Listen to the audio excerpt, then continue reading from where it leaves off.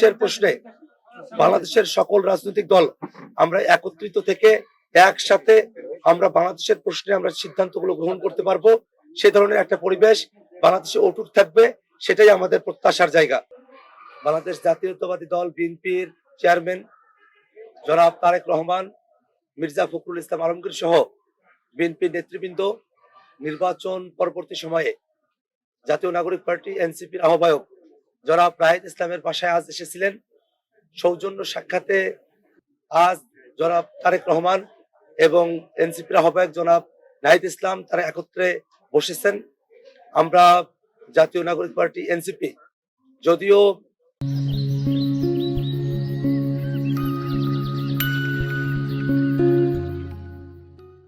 নির্বাচনের ফলাফল নিয়ে কয়েকটি আসনে আমাদের প্রশ্ন রয়েছে, তথাপিও জনাব তারেক রহমান যে রাজনৈতিক সৌজন্যবোধের জায়গা থেকে জনাব নাহিদ ইসলামের সঙ্গে আজ সাক্ষাৎ এসেছিলেন, এই রাজনৈতিক সৌজন্যতা এবং তার জয়ী হয়ে আসাকে আমরা অভিনন্দন জানাই।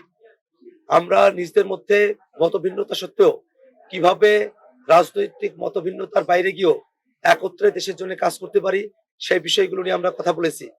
বাংলাদেশের সংস্কারের যে প্রশ্ন, সেই প্রশ্নকে কিভাবে সুরাহা করা যায় এবং বিচারের যে প্রশ্ন, সেই বিষয়গুলো নিয়ে আমরা নিজেদের মধ্যে কথা বলেছি।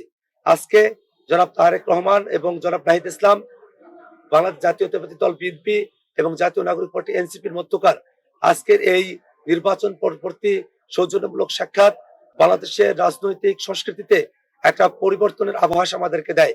আমরা মনে প্রাণে চাই এই বাংলাদেশ রাষ্ট্রে আমাদের রাজনৈতিক মতভিন্নতা থাকবে, রাজনৈতিক কর্মসূচি আলাদা হবে, রাজনৈতিক বক্তব্য আলাদা হবে, কিন্তু দেশের প্রশ্নে বাংলাদেশের সকল রাজনৈতিক দল আমরা একত্রিত থেকে একসাথে আমরা বাংলাদেশের প্রশ্নে আমরা সিদ্ধান্তগুলো গ্রহণ করতে পারবো, সে ধরনের একটা পরিবেশ বাংলাদেশে অটুট থাকবে, সেটাই আমাদের প্রত্যাশার জায়গা।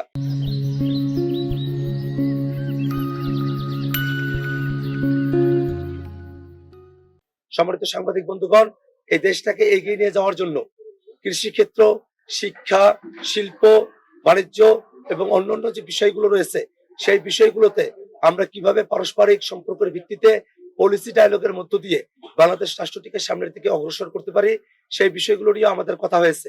এবং নির্বাচন পরবর্তী যে সহিংসতাগুলো বিভিন্ন জায়গায় ঘটছে, সেই বিষয়গুলো নিয়েও আমরা জনাব তারেক রহমানকে জানিয়েছি এবং তাদের দলের তরফ থেকে সেই বিষয়গুলোতে ব্যবস্থা গ্রহণ করা হবে বলে মির্জা ফখরুল ইসলাম সাহেব তিনি আমাদেরকে আশ্বস্ত করেছেন।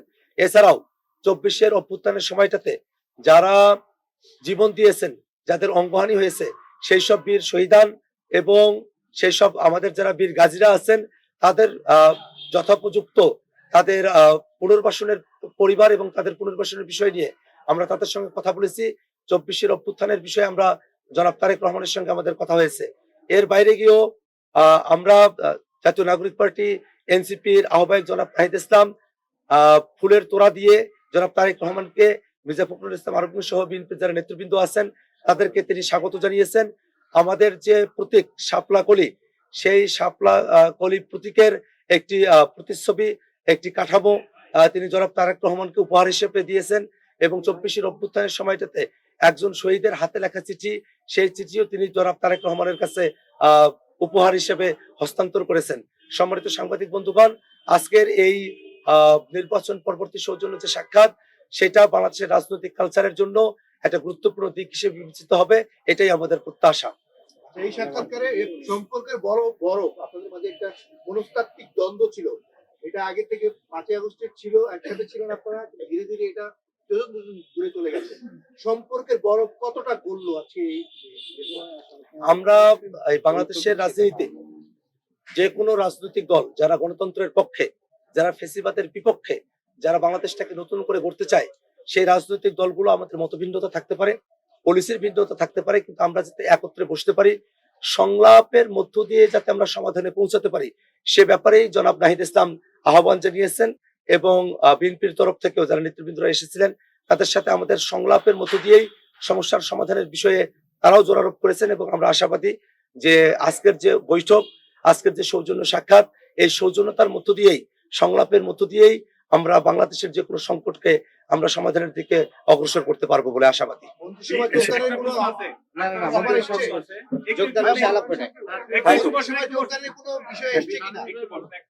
বিএনপির নেতৃত্বে যে সরকার গঠিত হবে সেখানে এনসিপির অন্তর্ভুক্তি নিয়ে কোনো কথা হয়েছে কিনা? আমরা বসে বলেন।